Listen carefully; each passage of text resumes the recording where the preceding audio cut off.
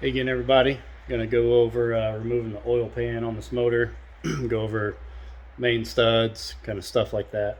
But before I took off the oil pan, I wanted to show the oil cooler right here, which would be on the driver's side of the block.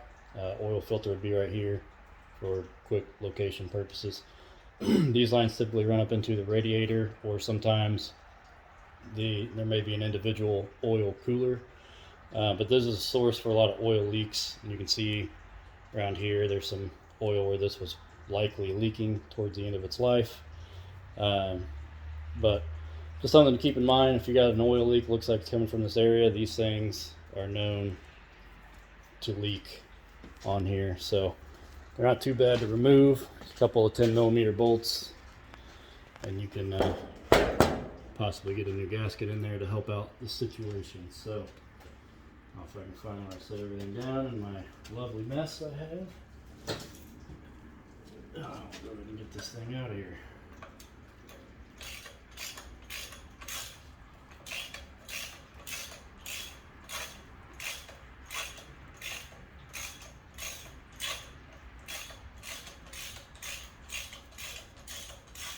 It's always a good sign when you're taking a screw out and it's not coming out straight. It's warping around in the hole. That's usually a sign of good things.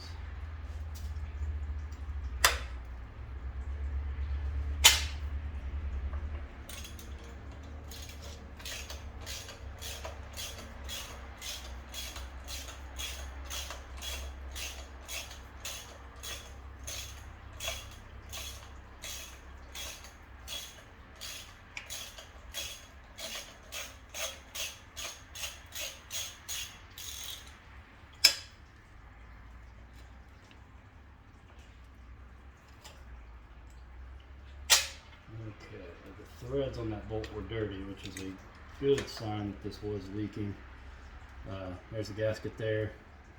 Not too bad to replace. That doesn't look bad, but still, these things are known to leak. And there's still some oil in there, apparently. Alright. I'm going to remove the oil pan, so see, make sure we can count all of our bolts here. 1, 2, 3, 4, 5, 6, 7, 8, 9, 10, 11, 12, 13. Okay. I believe we got 13. I'll correct once I get back from pausing, because it's going to be really boring to watch me loosen all these up. Alright. See what we find when we pop this off.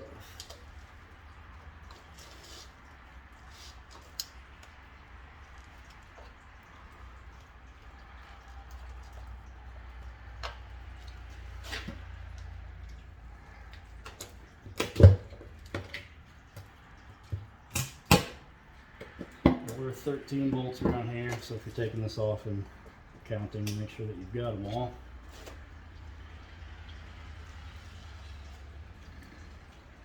And a lot of times you have RTV around here.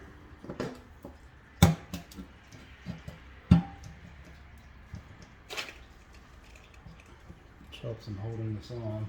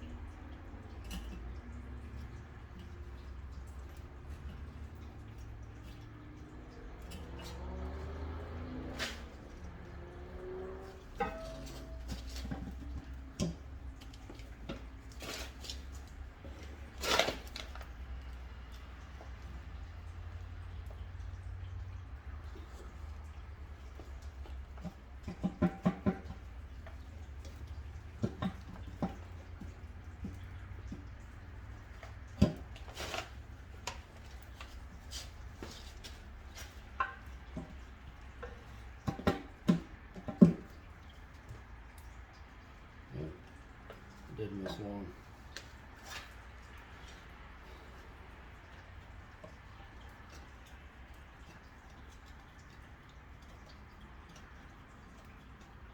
Mark that as 15.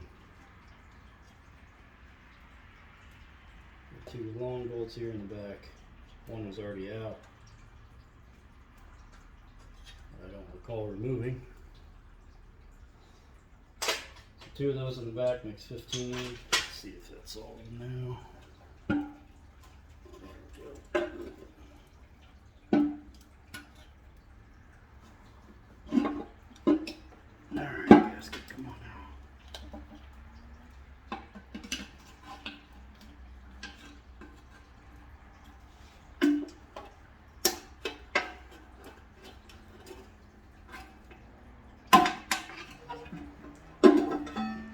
Okay.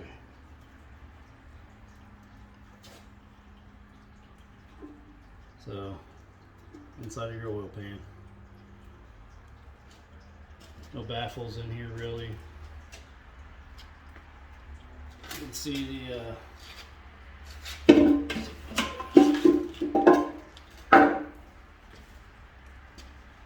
so pickup tube here. There's a little screen inside of here. Sometimes that'll get clogged up. But that runs into your oil pump here. And you can see there's only 1 bolt. So there's some kits out there. I've got one for when I rebuild this. There's a bolt hole on the other side of this. But it only uses 1 bolt. But there's kits where you can clamp down on this and use this other secondary bolt. There's an O-ring in here into the oil pump. Sometimes that'll wear out. So some of the oil issues these motors have, those are some of the basics. This does have a windage tray. That's what this piece is, where we can't see the crank at the moment. Let's see if I can pop this off of here. Bring my tools up a little bit.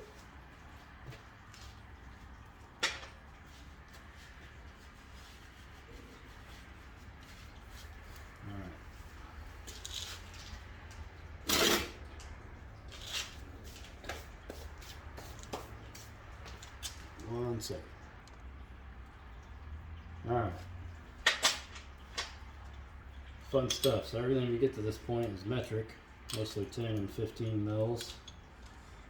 Windage tray bolts, they're 1/2.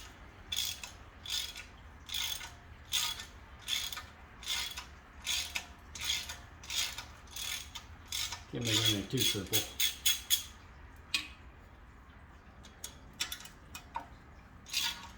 Alright, some more boring stuff. I'm going to pause you guys again while I get these all loosened up. Alright, so I've got all those loosened up. The oil tube pickup is a 10 mil. So, kind of see the screen in there. This one's not awful, but there's definitely some gunk on the screen. The O-ring, that can go bad, tear, and let some oil bypass through, cause oil pressure issues. We've got a windage tray. These are actually very good to have.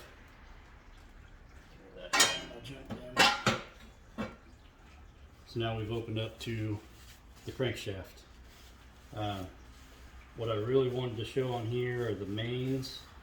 So all of these platforms are 4-bolt mains. And all you're going to do is count, the studs or the bolts that you've got in here. So 1, 2, 3, 4. So that's what it means if it's a 4-bolt main or a 2-bolt main. I've got a 2-bolt back here that I'm going to run back here and show you.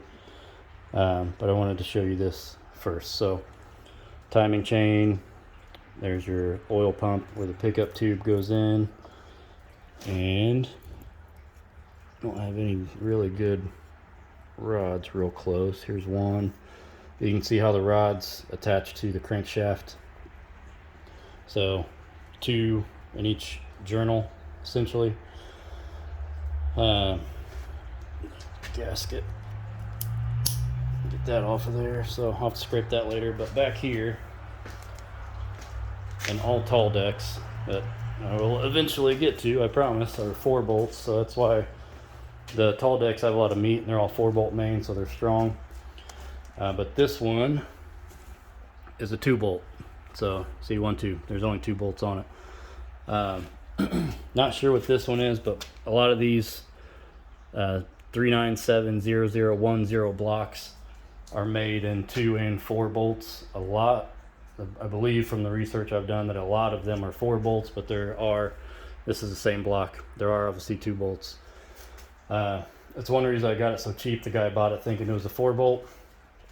However, some people will try to convert these 2 bolts into 4 bolts.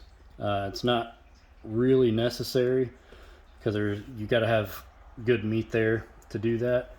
They do have splayed end caps where they actually take these bolts and angle them, and those are known to be pretty strong. So if you've got a 2-bolt block and you're like, ah, dang it, thought it was a 4-bolt, don't know if I want to use that or not. One, if you're not going to turbo it or supercharge it, you're going to be fine with a 2-bolt. As long as everything else is built properly, you get a good name brand fastener, ARP being a big one. You're not going to have any issues running, 5, maybe even up to 600 horsepower through a 2-bolt main block. But if you are going to do any of that and you do have a 2-bolt main, look at the splayed main caps. You still got to take it to a machine shop, so even if it's something you wanted to convert to a 4-bolt, the splayed main caps are thought to be stronger than machining a 2-bolt to a 4-bolt and can handle more power in them. Likely you'll break other stuff before you would lose your main bolts. In other words, or main studs if you want studs.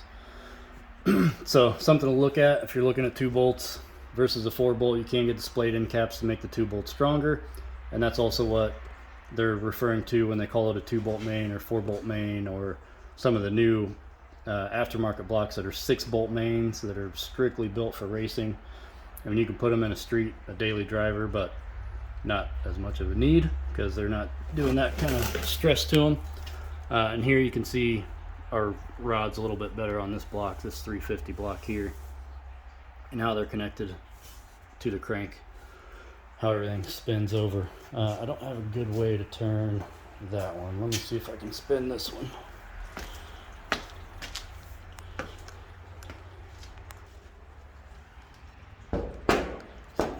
Do it without my phone falling down.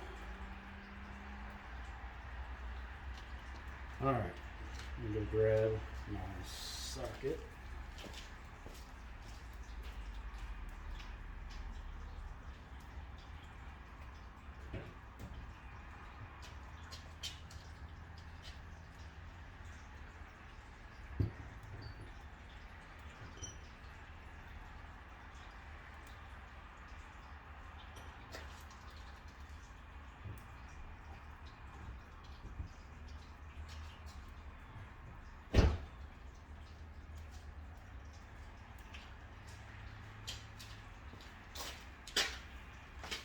Okay, let's see.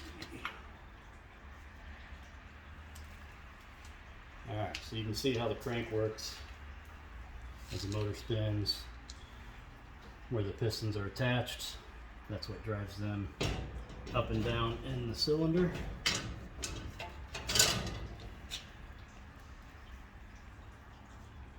Just like so.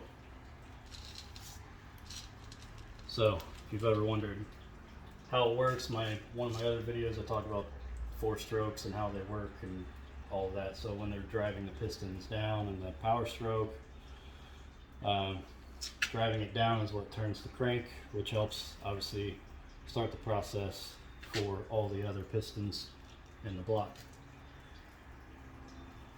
So that's what that looks like at a much slower pace than what your engine actually turns. So a few different topics covered quickly on how cranks work, and then main bolts or main studs and how 2 bolts versus 4 bolts operate. Get out of the sun here. Surprisingly, after having days of snow and single-digit temperatures, good old Indiana, we're back up into the mid-40s today. Fun stuff. Nothing like our northern neighbors got here recently from our Minnesota and Michigan. For For whatever reason, we still can't figure out snow here and how to deal with it in Indiana, but you know, maybe one day. They would just listen to all of us smart guys, right? But anyway, just covered the main bolts, kind of how a crank works, how the pistons are attached to the crank, other kind of inner workings of engines, and not to worry if you have a 2-bolt main block. You can get the splayed end caps, or if you're that concerned about it, you could obviously sell it or even trade somebody possibly that may not need a 4-bolt. And again, the tall decks, I've become a real big fan the more I've researched and read on these blocks. The old big block tall decks, they don't fit in everything. You got to have a big space to put them in, so trucks or full-size cars. But they've got a lot of meat on them. They're all 4-bolt mains. You can stroke them out to larger numbers, so you can start small if it's something you want to keep for a long time and continuously stroke it out larger and larger as you do rebuilds on them. But anyway, just a lot of inner workings in this video. Hope you guys enjoyed it. Please subscribe and share.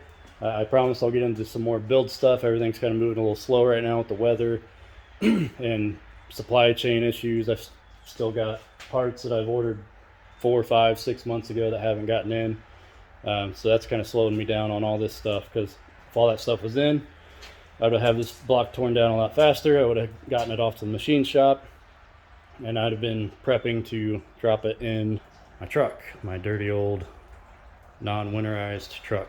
So once I get that done, I can start working on what I really want to do, which is more project based, not something where I'm working on my daily driver. I can start working on this big block motor and my Impala and getting all that stuff done for you guys. So and then eventually I will have some projects for my 350 blocks that I've got back here. So still plenty of stuff to tear down and eventually build into. Subscribe, share. Hope you guys enjoyed it. If you have any questions, let me know.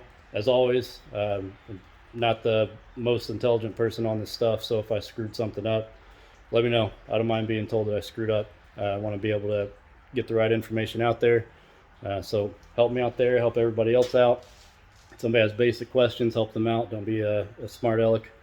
Let's help everybody get through their projects and help people learn. Invite people into this hobby, because the more people we get in, the more enjoyable and more fun it'll be. So hope you guys enjoyed, and I'll see you guys on the next video.